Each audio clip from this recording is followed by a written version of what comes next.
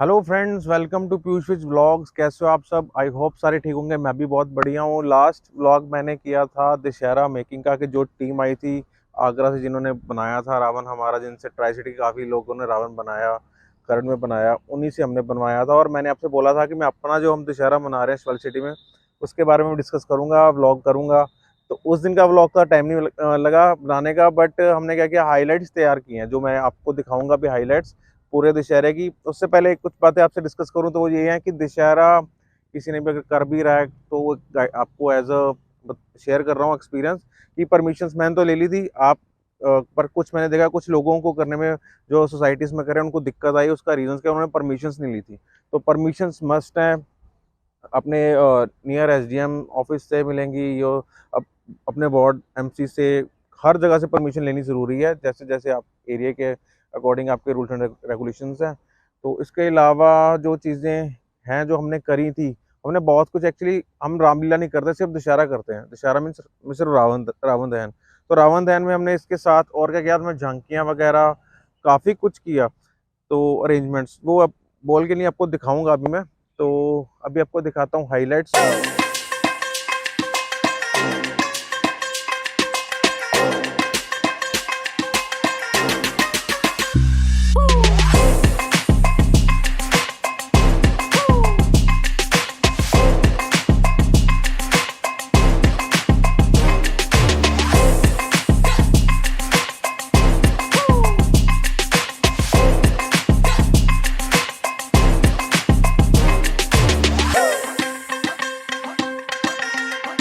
बोल सियापति रामचंद्र की।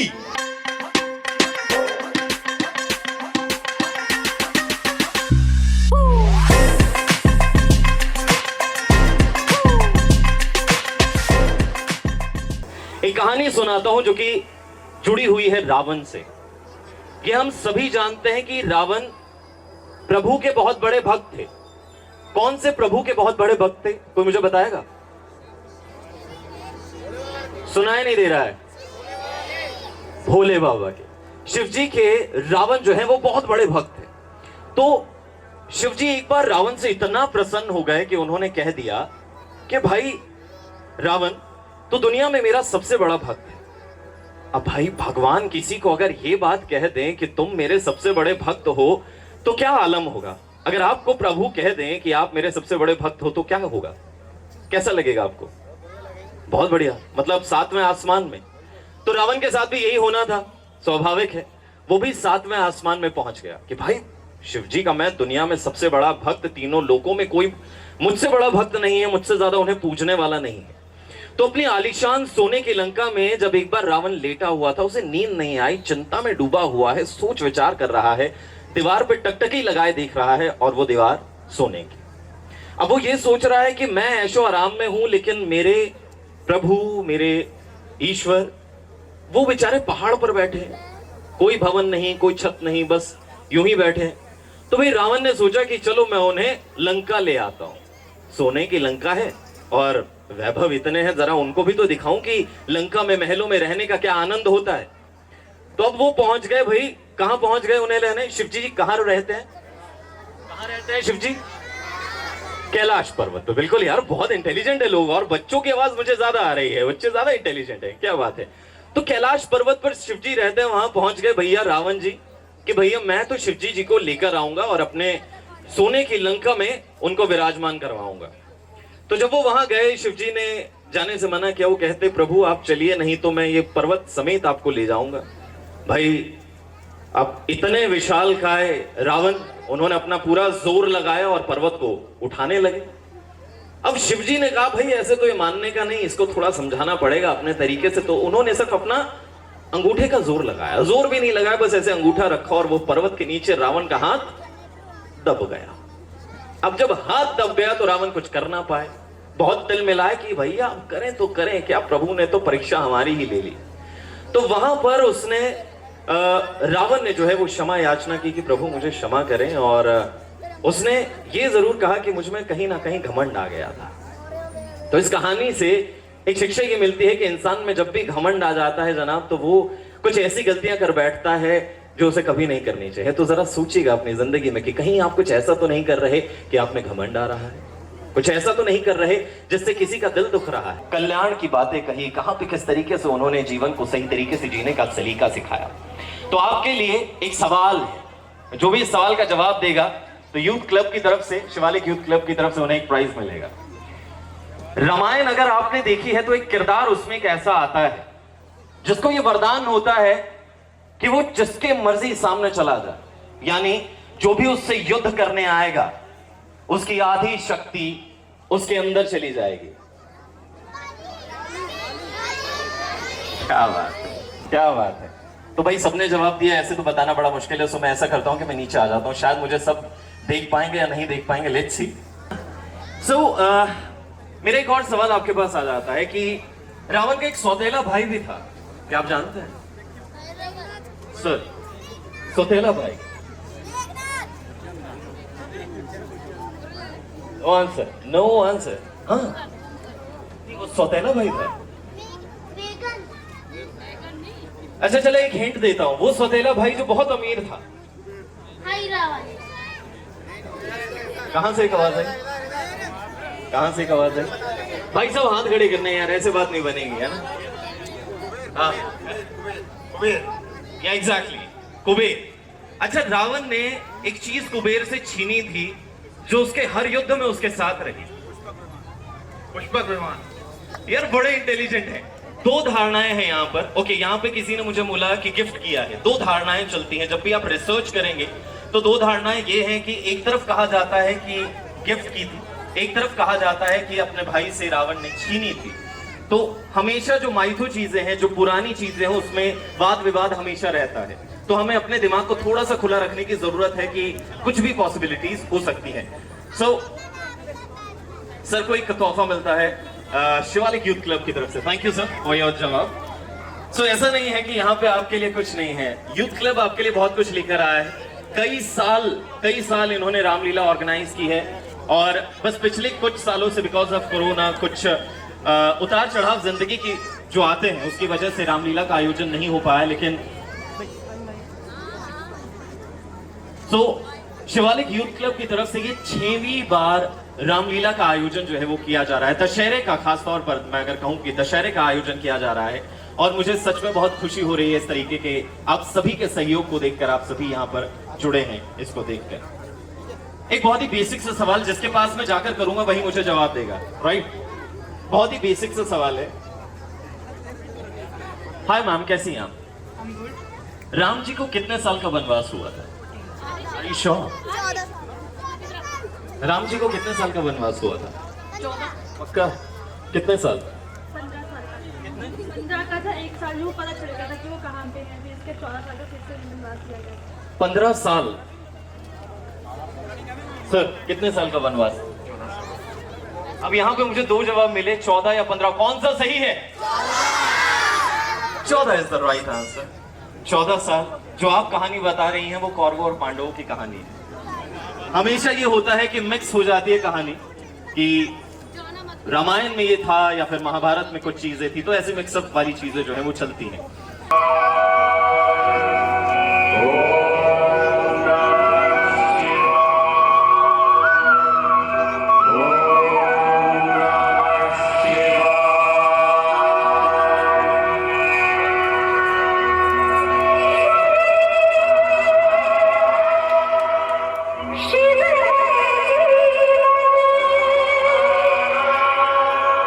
सुंदर ये संसार है।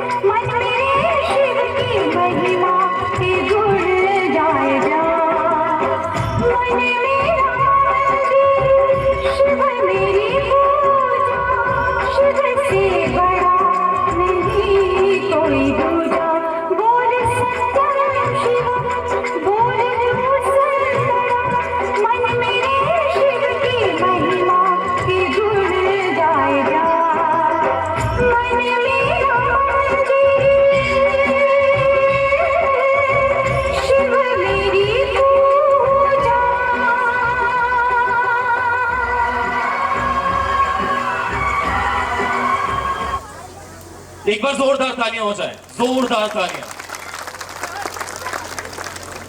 श्री रामचंद्र महाराज की, क्या बात है। अब एक सिनारियो ऐसा भी हुआ एक वक्त में जब ब्रह्मा जी से रावण को एक वरदान मिला। अब ब्रह्मा जी से जब वरदान मिला तो रावण में और गुरूर आया और अभिमानी हुआ। अब उसके बाद उसकी स्थिति क्या होती है, क्या सिनेरियो पूरा बदलता है, किस तरीके से रावण अभिमानी होके क्या कुछ कहता है, वो अगली जो हमारी पेशकश है वो आपको दर्शाएगी। तो हमारे रावण के लिए एक बार जोरदार तालियां हो जाए।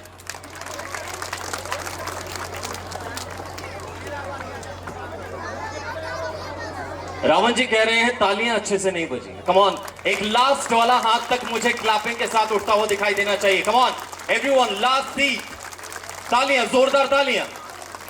Thank you.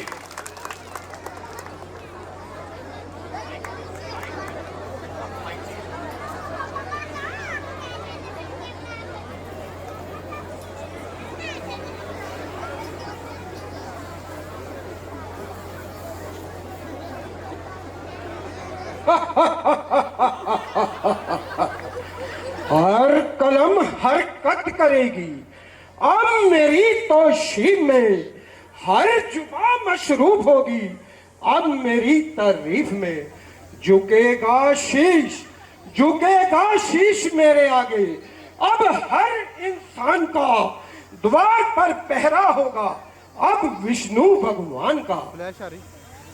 तवज्जो मेरी फहराएगी, कैलाश के ऊपर बैकुंठ नया बनाऊंगा, आकाश के ऊपर खरज गंगा का जल होगा, मेरे ही चरण धोने में मेरा ही नाम गूंजेगा इस पृथ्वी के कोने कोने में। मोम का पुतला बनाकर भर दो उसमें आत्मा, मेरे सामने अब सभी शीश झुकाओ, अब मैं ही तुम्हारा परमात्मा।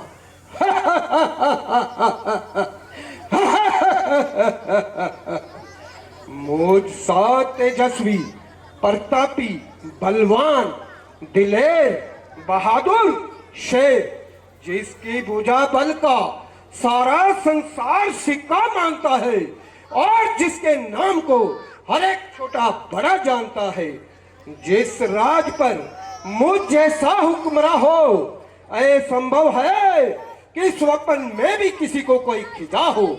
मैं वो रावण हूं जिसने अच्छे अच्छे बेईमानीसरों को एक ही बाण से काट डाला और मेरी गदा ने बहुत से सरकशों का कुचुमर निकाला। हाँ, वायु का पंखा मेरे ही हुक्म से पवन डुलाता है, वरुण जल रूपी तरंगे लेकर मेरे ही चरण डुलाता है, अग्नि मेरे महलों में रोशनी करता है और सूर्य हजारों किरणें लेकर मेरे ही दर्शन को आता है। काल काल तो मेरे इशारों पर चलने वाला एक मेरा मामूली सा दास है और मेरे ऐश्वर्य को देखकर विष्णु के मुंह में पानी भर आता है। जय शंकर, जय शंकर, जय शंकर।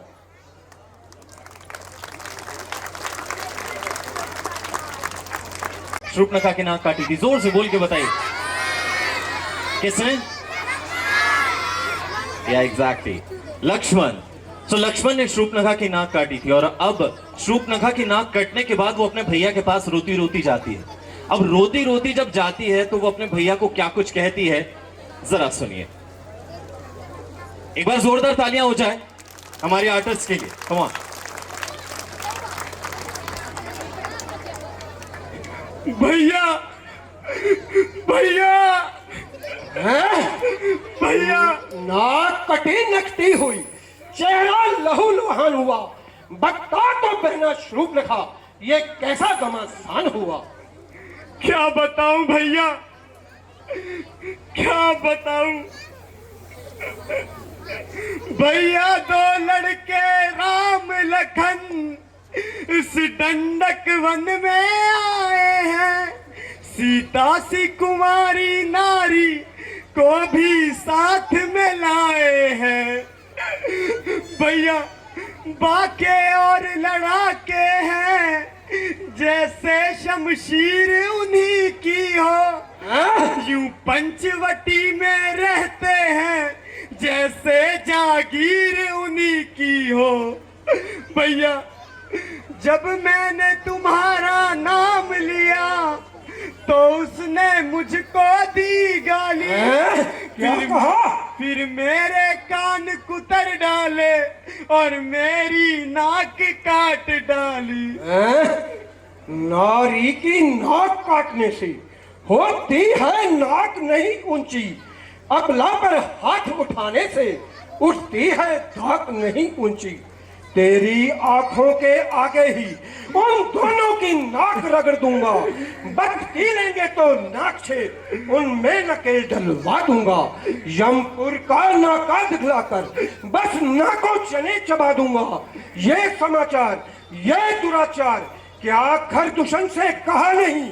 उनका भी तो वही ठिकाना था, क्या उस कुलभूषण से कहा नहीं? भैया भैया वो सेना लेकर गए वहां, अत्यंत घोर संग्राम किया। इतने में बड़े तपस्वी ने उन सब का काम तमाम किया। क्या कहा? मेरे भाई खरदूषण मारे गए। अफसोस, घोर अफसोस, जब एक अकेली ताकत ने इन सब वीरों को मार दिया, फिर निश्चय ही यह सिद्ध हुआ कि नारायण ने अवतार लिया। अपना परिचय देने की दिखलाई है यह युक्ति मुझे। इस युद्ध के कारण अगर वे अवतारी हैं तो वैर भाव ही रखूंगा, दूसरे जन्म का बंधन भी उनके द्वारा ही तोड़ूंगा। ये मौत नहीं, ये मोक्ष है। ये लड़ना नहीं, ये मिलन है। वह भी हो और शर भी हो तो भवसागर से तरना है। वे काटे ना फिर जिंदा रहे जमाने में तो टूटे मेरी 20 भुजा। लानत है शस्त्र उठाने में। तुम बैठो थोड़ी धीर करो मैं दंडक वन में जाता हूँ। इस नाक काटने का बदला अभी दोनों से चुकाता हूँ। भैया भैया मैंने तो ये सोचा था कि उस सीता को आपकी इस लंका की पटरानी बनवाऊंगी। बहन स्वरूप नखा, अगर आपने ऐसा सोचा भी था तो इसमें क्या बुराई थी? क्या कहा? सीता भी उनके साथ है। हाँ भैया। ठीक है सीते, तुझे मैं स्वयंवर में तो नहीं दे सका, लेकिन अब मैं तुझे अपनी पटरानी अवश्य बनाऊंगा। लंका के महलों में तेरी सुंदरता के चिराग अवश्य रोशन होंगे। ऐ मेरे बेकरारे दिल, सबर कर, सबर कर, इतना न उछल, इस कदर न मचल। हाँ हाँ, मगर इसमें तेरा भी क्या कसूर है, बल्कि उस प्यारे नाम में ही कुछ ऐसा जरूर है जिसको सुनकर तू आज बार बार धड़क रहा है और मानो वक्त से पहले ही उसके स्वागत के लिए धड़क रहा है। ऐ मेरी किस्मत बेदार हो, ऐ मेरी तकदीर, आज तेरी परीक्षा ली जाएगी और निश्चय ही तू मुझे निराशा का मुंह नहीं दिखाएगी। स्वरूप नखा, तुम जाकर महलों में आराम करो और मेरे शूरवीरों तुम भी जाकर विश्राम करो। नहीं भैया नहीं, जब तक मैं उन दोनों भाइयों का जनाजा अपनी आंखों से नहीं देख लेती तब तक मैं विश्राम नहीं करूंगी। जाओ जाओ, अब ज्यादा शोर मत करो और मुझे कुछ योजना बनाने दो। ठीक है भैया।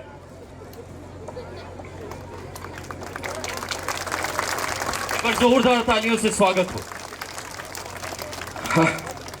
ओ जालिम सीता, तूने मेरा यहाँ भी पीछा नहीं छोड़ा और तूने मुझे यहाँ भी आकर तड़फाना शुरू कर दिया। तुम्हारे हुस्न के शोले मुझे यहाँ भी आकर जला रहे हैं, मगर याद रख सीते, अब तू अयोध्या कदापि वापिस नहीं जा सकती। छल से, कपट से, धोखे से, दगे से, बेईमानी से, अय्यारी से, अगरचे कि जिस तरह भी हो सका मैं तुझे उठाऊंगा और तेरी सुंदरता से लंका के महलों की रौनक बढ़ाऊंगा। हाँ हाँ, मगर मुझे कोई ऐसा उपाय करना चाहिए जिससे कि ये मेरा कार्य बगैर लड़ाई झगड़े के निकल जाए। ठीक, बिल्कुल ठीक, मुझे ऐसा ही करना चाहिए, क्योंकि रामचंद्र से मुकाबला करना लोहे के चने चबाना है।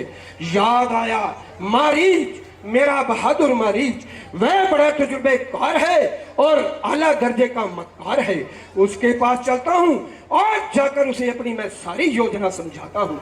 जय शंकर, जय शंकर, जय शंकर। जय श्री राम। एक बार जोरदार तालियों से स्वागत कीजिए, अभिनंदन कीजिए हमारे दोनों कलाकारों का। जो रावण के किरदार में आपको नजर आए वो सतीश जी हैं, जो कि सेक्टर 56 की रामलीला में पिछले 10 सालों से रावण का किरदार निभा रहे हैं। और जो शूर्पणखा के किरदार में आपको नजर आए उनका नाम है गुलशन कुमार। तो ये दोनों ही बहुत बेहतरीन कलाकार आई एम श्योर। सो इन दोनों के लिए एक बार जोरदार फिर से तालियां हो जाए, कम ऑन। पीछे वाले लोग इतने सुस्त क्यों हैं? गाइस, मुझे पीछे की सीट तक, अगर वहां तक मेरी आवाज जा रही है तो एक बार तालियों की आवाज आनी चाहिए, एक बार तालियां बजती हुई दिखनी चाहिए, कम ऑन। क्या बात है। सो अब आपके सामने पेश है काली माता और उनकी एक झलक। सो उनके लिए, उन कलाकारों के लिए, उस अवतार के लिए एक बार जोरदार तालियां हो जाए, कम ऑन।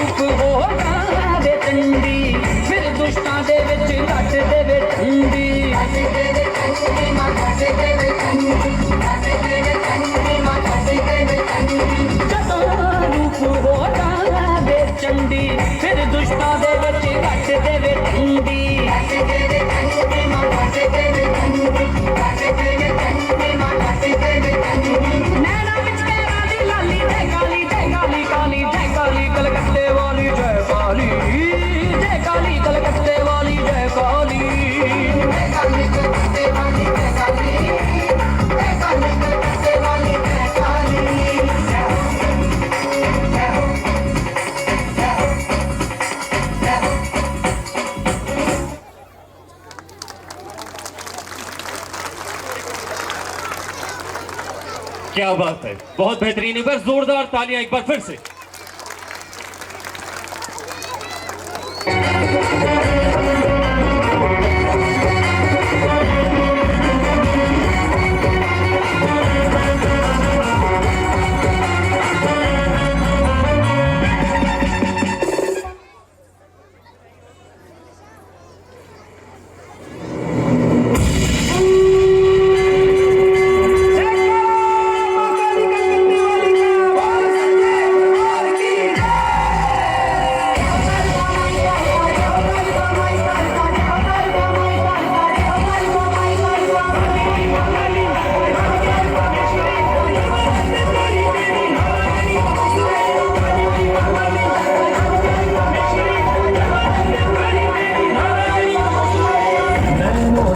बरसाए ज्वाला, रहमी है मुंडों की मौला, नैनों से बरसाए ज्वाला, रहमी है मुंडों की मौला। आज नहीं तीनों लोगों में काली को कोई रोकने वाला। धरती धड़की बिजली कड़की, धरती धड़की बिजली कड़की, जब तलवार उठाई पल पापियों का बनाई, आज काल खाई पल पापियों का बनाई, आज काल खाई।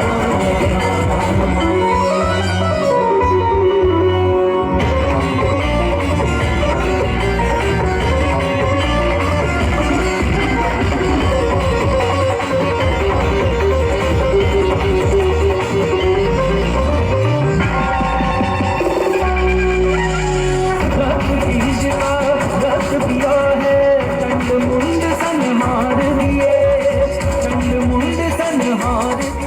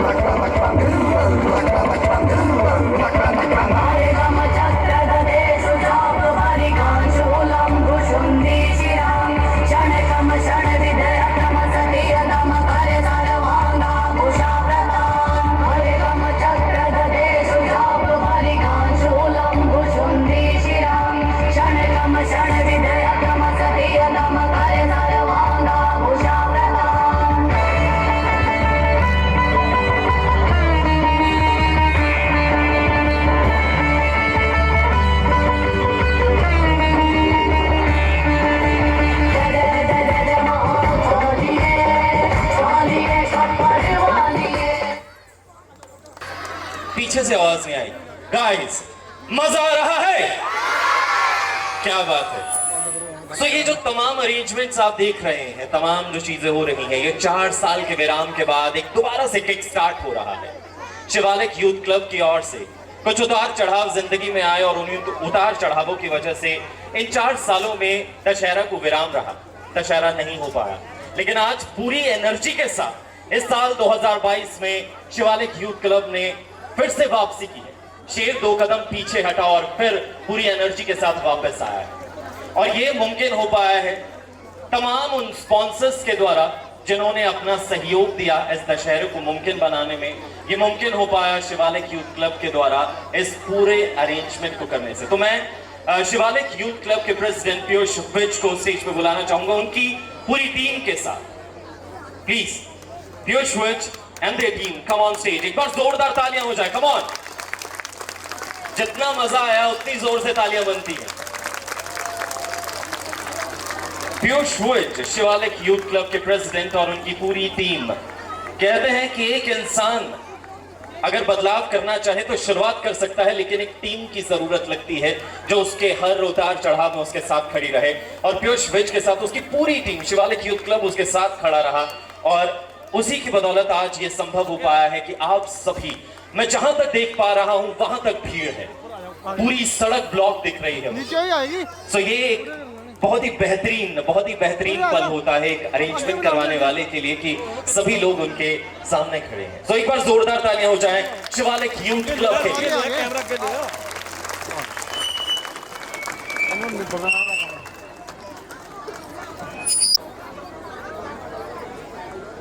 सामने देखियो गाइस, यहाँ पे अगर किसी की गाड़ी है HR नंबर है 5147 HR नंबर, क्योंकि उससे पूरा जाम लगा हुआ है।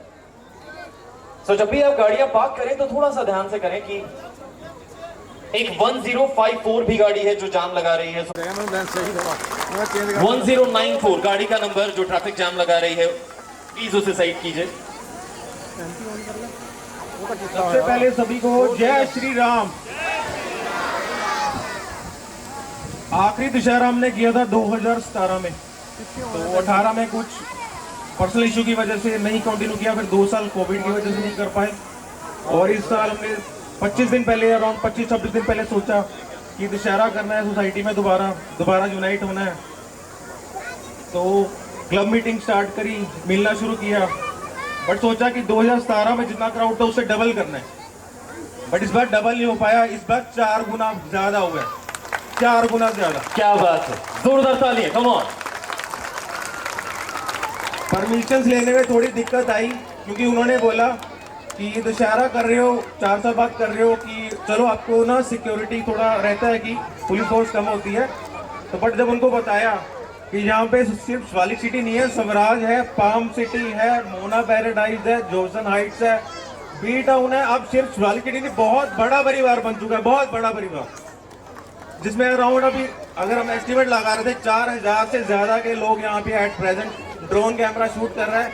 आपको एक ड्रोन जो वीडियो बनेगी आपको यूट्यूब पे भी डालेंगे, व्हाट्सएप पे भी शेयर करेंगे, आप खुद देखना कितना क्राउड, आगे वालों को नहीं पता लग रहा पीछे कितना क्राउड है, बट हम पीछे से देख रहे हैं, लड़के आगे पीछे घूम रहे हैं, तो क्राउड हमसे 25 बंदों से ना मेंटेन नहीं हो पा रहा। तो आप सबसे पहले रावण दहन, हम पहले ही ना बहुत ज़्यादा लेट हो चुके हैं रावण दहन के लिए, तो टाइम बहुत शॉर्ट है। मैं चाहता हूँ कि ना इतना बड़ा फंक्शन हमारे लिए अकेले के लिए करना बहुत ज़्यादा डिफिकल्ट था, तो और टाइम भी कम था डोर टू डोर इनवाइट करने का, सेवा लेने का।